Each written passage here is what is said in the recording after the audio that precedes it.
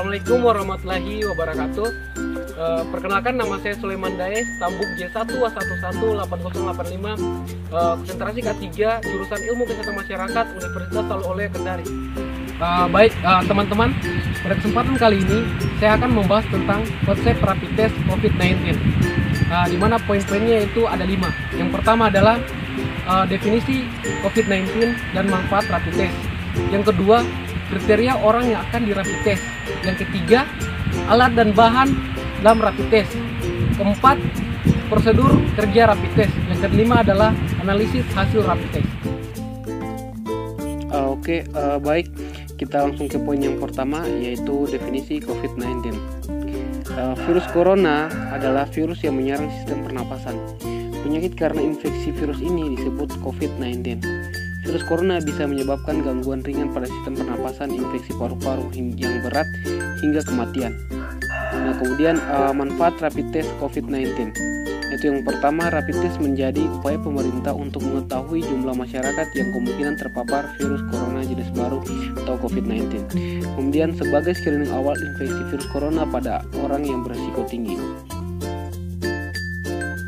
Poin yang kedua yaitu kriteria orang yang akan di rapid test, atau siapa sih yang membutuhkan rapid test ini. Yaitu yang pertama, orang tanpa gejala, terutama yang pernah melakukan kontak minimal 7 hari dengan pasien positif COVID-19 atau memiliki risiko tertular dari penderita, misalnya petugas kesehatan. Yang kedua, orang dalam pemantauan. Yang ketiga, pasien dalam pengawasan. Yang keempat, orang dengan profesi yang mengharuskan melakukan kontak dengan banyak orang, seperti polisi, tentara, sopir kendaraan umum, petugas bandara, kurir, jabatan politik, pengemudi ojek online, dan sebagainya. Poin yang ketiga yaitu alat dan bahan rapid test dan APD. Alat dan bahan rapid test yaitu yang pertama pastinya rapid testnya sendiri, yang kedua pipet toma leukosit, 3 jarum lancet, sampel darah manusia, dan cairan reagen. Kemudian APD-nya yaitu masker, penutup kepala, pelindung mata, pelindung wajah, gaun medis, sarung tangan medis, dan sepatu pelindung.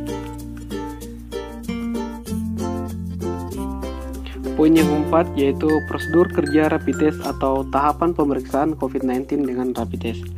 Itu yang pertama yaitu petugas kesehatan akan mengambil sampel darah dari pembuluh darah kapiler di ujung jari.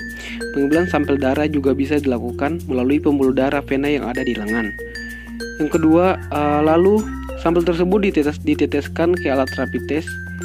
Selanjutnya, cairan pelarut sekaligus reagen akan diteteskan ke tempat yang sama. Tunggu hingga 10-15 menit, hasil tes akan tampak di alat berupa garis.